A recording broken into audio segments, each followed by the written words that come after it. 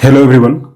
Delhi police में जाने का क्रेज आपको मालूम ही है कि जो हरियाणा, राजस्थान, दिल्ली के स्टूडेंट्स हैं उनके अंदर कितनी ज़्यादा होती है दिल्ली पुलिस में जाने के लिए। ठीक है। और इस दिल्ली पुलिस में अगर आप एसआई का पोस्ट लेना चाहते हैं तो उसका जो एग्जाम होता है वो आपको पता है एसएससी सीपीओ 2025 होता है। आपने भी इस एप्लीकेशन को फिल किया होगा। ठीक है, एसएससी सीपीओ के लिए अप्लाई किया होगा। अब जो इम्पोर्टेंट स्टेप यहाँ पर एसएससी ने एक नया एडिशन किया है वह है सेल्फ स्लॉट सिलेक्शन का। सेल्फ स्लॉट सिलेक्शन आधे बच्चों को तो मालूम होगा जिन्होंने सीएचएसएल का भी फॉर्म डाला होगा और उस समय सेल्फ स्लॉट सिलेक्शन किया होगा, लेकिन जो सिर्फ सीपीओ की तैयारी करते हैं या फिर थोड़ा पढ़ाई में ज्यादा ध्यान रखते हैं, इधर नहीं मालूम, वो इस वीडियो से समझ लीजिए कि अभी जो आप सेंटर पहले ऑटोमेटिक मिलता था अब आप उसको आप खुद से चूज कर सकते हैं। ठीक है, तो ये वाला क्या नोटिस है इसके बारे में कल ही एक नया नोटिफिकेशन एसएससी के द्वारा निकाला गया है, उसके बारे में बात करेंगे। साथ ही साथ जो भी लोग सीपीओ 2025 का प्रिपरेशन कर रहे हो, आपको मैं एक एक्सपेक्टेड एग्जाम डेट बताने वाला हूं। उसी दिन आपका एग्जाम होने वाला है, उसके आसपास ही आपका एग्जाम होगा। तो ये भी आगे पूरे वीडियो को देखिएगा ताकि आपको ये इंफॉर्मेशन मिल सके। चलिए सबसे पहला जो नोटिस है उसके बारे में बात कर लेते हैं। यहां पर देखिए 7 नवंबर 2025 यानी कि कल के दिन एसएससी ने एक नोटिफिकेशन निकाला है जिसमें self slot selection by the candidates for junior engineer यानी कि जो जेई का एग्जाम होता है उसके लिए, और SI in Delhi police and CAPF यानी कि जो सीपीओ बोलते हैं उसके लिए आपका यहां पर शुरू किया गया। ठीक है, इस वीडियो में हम स्पेशली बात कर रहे हैं दिल्ली पुलिस वाले बात की यानी कि सीपीओ की।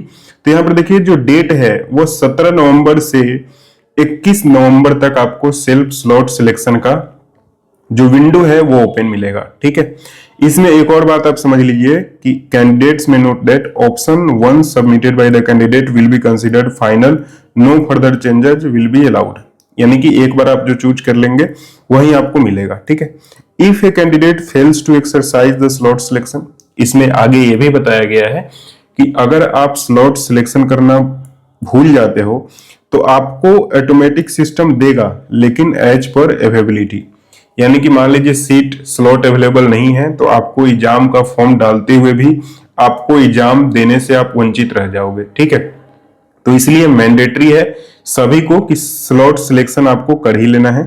और अच्छी पहल है एक एसएससी के द्वारा कि जिस दिन आप एग्जाम देना चाहते हैं, मान लीजिए आपका प्री कोई प्लान्ड किसी दिन चीज है, अगर आपका पहले उसी दिन एग्जाम पड़ जाता था तो आपको वो चेंज करने के लिए बार बार एसएससी को मेल वगैरह करना पड़ता था, अननेसेसरी वो चीजें होती थी। तो अभी एसएससी के द्वारा जो चीज लाई गई है कि आपको जिस दिन कंफर्टेबल हो, जिस शिफ्ट में कंफर्टेबल हो, जो जो आपने सेंटर दिया है उसमें आप स्लॉट चूज कर सकते हो। ठीक है, तो ये भी पहले आओ पहले पाओ के बेसिस पे है कि जो लोग जैसे 17 तारीख को विंडो ओपन हो रहा है तो 17 तारीख को अगर आप लॉगिन करके अपने जो एसएससी का पोर्टल है जब अपना लॉगिन करके आप उसमें चूज कर सकते हो। ठीक है, वहीं आप 21 तारीख को जाओगे तो बहुत सारे स्लॉट फिल हो चुके होंगे तो आपको नॉट अवेलेबल दिखाएगा।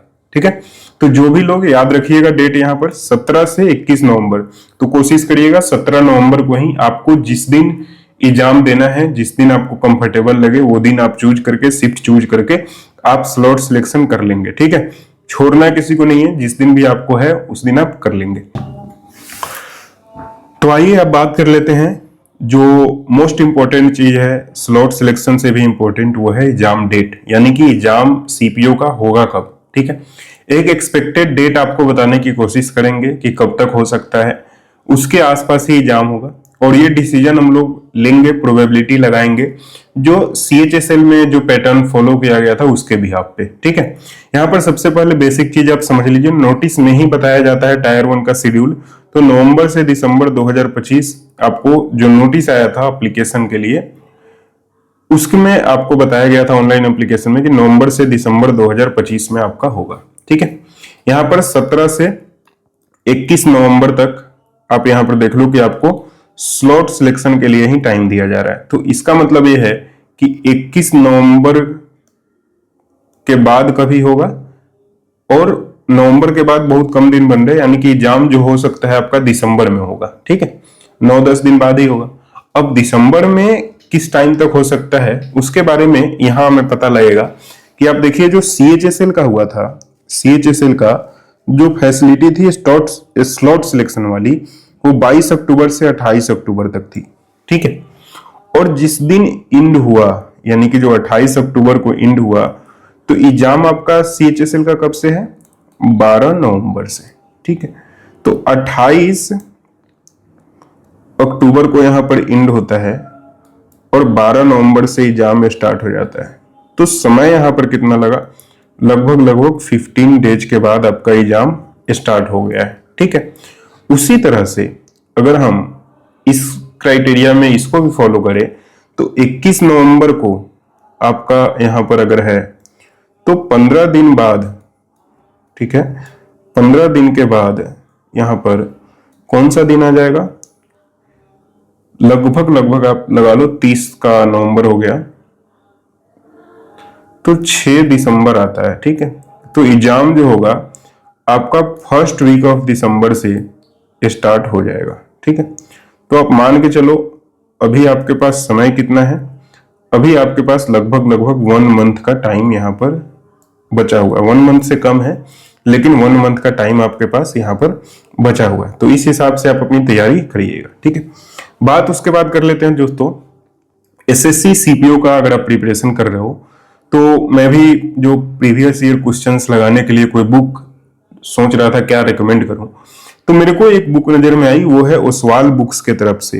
यहां पर देखिएगा CPO के लिए 2025 के एग्जाम के लिए यहां पर 17 सोल्व पेपर 2017 से 2024 तक का यहां पर लाया गया है, ठीक है।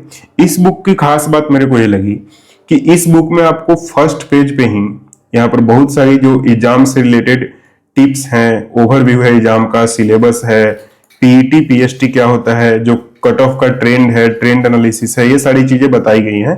और उसके बाद प्रीवियस ईयर क्वेश्चंस यहाँ पर दिया गया है और सैंपल प्रैक्टिस पेपर भी यहाँ पर दिया गया है, ठीक है।